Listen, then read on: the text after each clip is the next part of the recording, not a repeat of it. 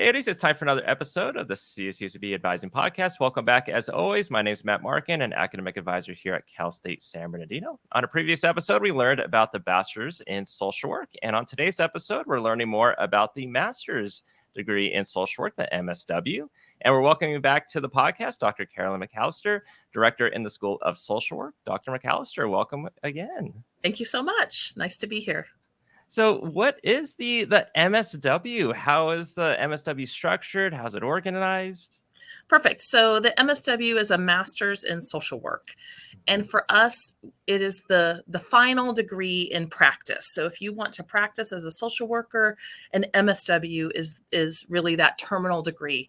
And most students entering social work are going to choose the Master's in Social Work. About 90 to 95% of our undergraduate students are going to seek a master's, and we get lots of students from other majors that choose to go into an MSW.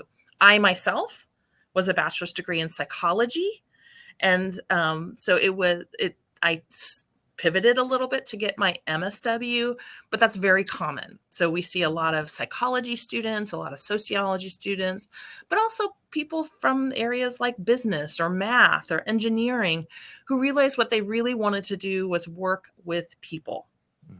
And so social work really, as we talked about before, is this work with people. And so what we were doing in our MSW is preparing you to do that work at a higher level. So we'll talk, I think, in a little bit about what makes the MSW different from the bachelor's. But the MSW is a 60 credit degree program. So it's going to take you 2 years or 3 years to do those 60 credits. And you take classes in a cohort for us. So we admit people in groups of 25 to 30 to different classes. So for example, you might be a student in our Monday, Wednesday program or our Tuesday, Thursday program. We offer 2 different kinds of 3-year programs, an evening program that's catered more to people who work in the field already or whom are working full time and can only come to classes in the evening. They finish in 3 years, or we have a totally online program for people who can't come to campus at all. The other things we have one group of students that are we call advanced standing. These are students who are going to finish their MSW in 36 credits rather than 60. These are students who already have a bachelor's degree in social work and some experience. So what we're doing is we're essentially saying their senior year and their bachelor's in social work is about the equivalent of our first year of our MSW. So they take a bridge class in the summer, and then they do our advanced year, our second year in the program.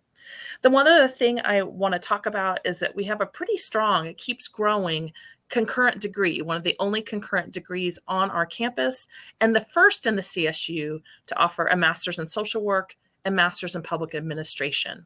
So for people who want to go into public administration and follow along in the social work area, this is a great concurrent degree because in 73 credits, you can finish both master's degrees.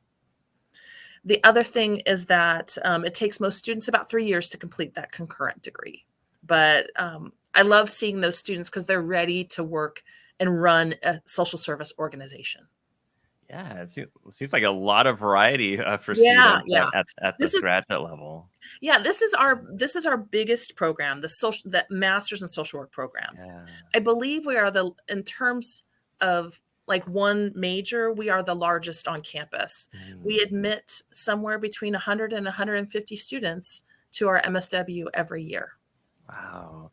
And what sorts of classes can an MSW student expect to take? And, how are those courses different from, let's say, the undergraduate experience? Perfect. So we have 5 main areas that students take classes in. First is theory, which we call human behavior in the social environment. Why do people behave the way they do? In what context do they behave the way they do? That's the first set. We have students take classes in micro practice, which is practice with individuals, couples, families, and groups. We have students take classes in macro social work, which is organizations and communities, policy analysis, policy development, and then potentially politics. We have people take classes in research methods because everybody does an independent research project if they're a master's student. We have all of our students take classes in an internship or field education. And for us at the master's level, you're doing 2 internships, 2 separate internships. You do it in the last 2 years. So if you're a 2-year student, in 2 years, you do 1 a year. If you're a 3-year student, you do it in years 2 and 3. That makes sense, right? Yeah. First year is 480 hours, so 2 days a week. The second year is 600 hours or 2.5 days a week. So you end up with almost 1,300 hours of internship experience over those years. You're really prepared to do it. Why you would choose an MSW over a bachelor's in social work as your end degree, because you could start with bachelor's and go on to master's, right? Is because you want to do something like therapy. So in order to do private practice or independent therapy, in order to do mental health diagnosis, you need an MSW. There are also areas in child welfare that you could only do with an MSW, like adoptions.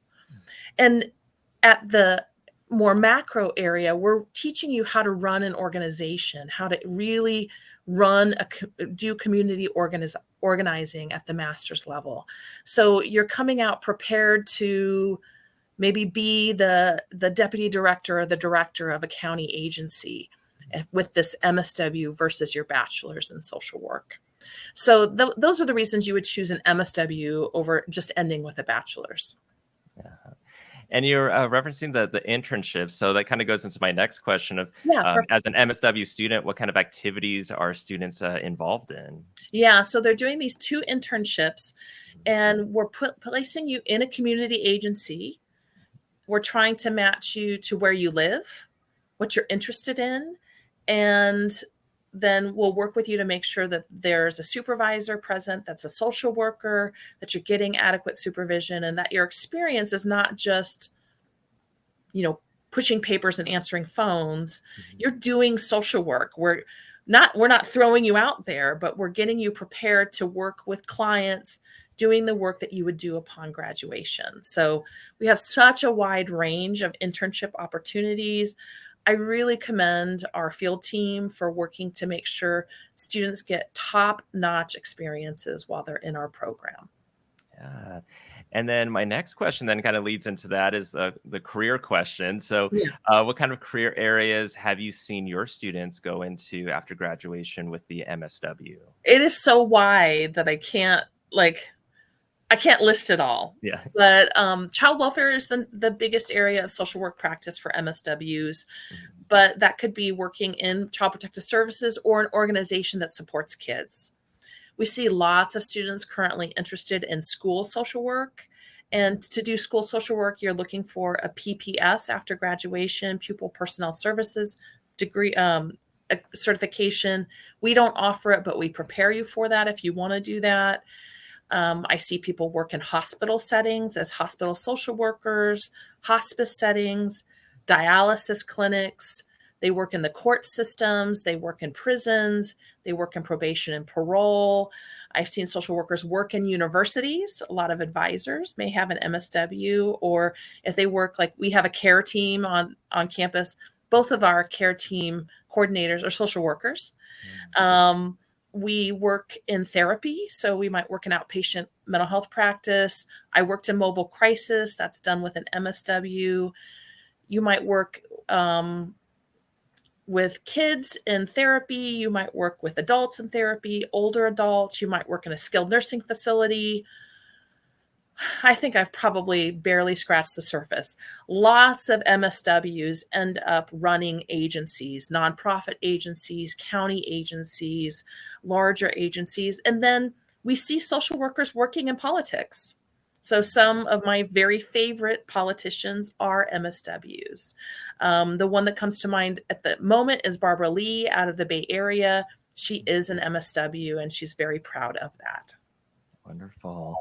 And like for the previous episode, or one of the episodes we talked about with the bachelor's degree with misconceptions, I'm sure there might also be misconceptions with MSW. So have you heard of or know of any misconceptions that people might have about the MSW?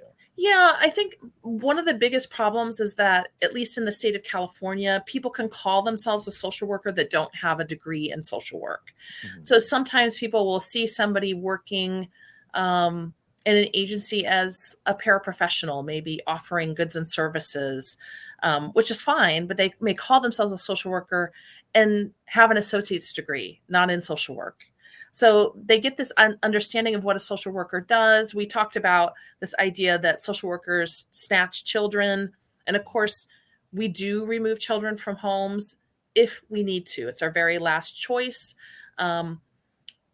Usually we know a child is best served in a home where they are loved and supported and where they've been for their lives. We only remove children if they have to be removed. When I have gone out and called myself a social worker, people usually know social work for two things. The first is this child welfare piece. But then the second, and I've had this happen several times, is I'll sit next to someone and I'll tell them I'm a social worker, and they proceed to tell me about the experience they had when a loved one died. So lots of social workers work in the field of hospice. That's an area that if I had stayed in the field, I probably would have chosen to do that at some point. People usually remember social workers very positively from that because they were there supporting their families in some of the hardest moments of their lives. A loved one is dying, things are tumultuous, they don't know how to go forward. And a social worker may help them organize what's going to happen as the loved one dies, what happens after the loved one dies. People in hospice can get bereavement care for a year after a loved one dies, and social workers often are the people doing that.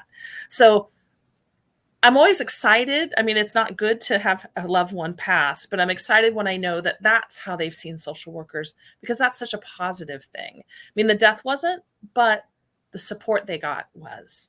Right. No, absolutely. And for the MSW program, what's the application process look like? So we have such a wide variety of programs that our applications are all slightly different depending on the program. For all of our MSW programs, you're going to go on to Cal State Apply. You're going to apply for the graduate school just like everybody else. And then you're going to apply to one of our MSW programs, and you're going to tell us what choices you want. So what campus you want to be on, because starting in 2024, we're going to have a Palm Desert cohort. But for now, you would tell us if you wanted our advanced standing program, our 2-year program, our 3-year program, or our online program, or our MSW MPA program. Each of those have slightly separate application packets. All of them require you provide a personal statement, which is an essay specific to us about things about why you're choosing social work, why you're choosing this program, how are you prepared for this program. We're going to ask you also to provide 3 letters of recommendation. Depending on the program, it might tell you specifically who you need to ask. We may have additional essays for you to write depending on the program. Okay. And let's say a student's like, you know what, I want some more information. Where can a student find out more about the MSW programs? Oh, great. Okay. So first of all, go to our website. We offer lots of information about our MSW programs on that website. But you can also email us at socialwork@csusb.edu. I don't give a particular person's email because you send an email to that one and several people are checking it. So the right person will answer that email. You're always welcome to call us, area code 909-537-5501, if you would like to do that. Or you can go to one of our information sessions. We have a number of information sessions. We tend to do them virtually now because that works out really well. You can come at your convenience and learn more about our program. And then finally, come in and see us. We're on the 4th floor of the Social and Behavioral Sciences building. I'd prefer if you schedule an appointment, but if you just walk in, somebody will be able to talk to you about social work programs. Awesome. Well, sounds good. Well, Dr. McAllister, thank you again for being a returning guest on the podcast. Thank you so much. I really appreciate being here.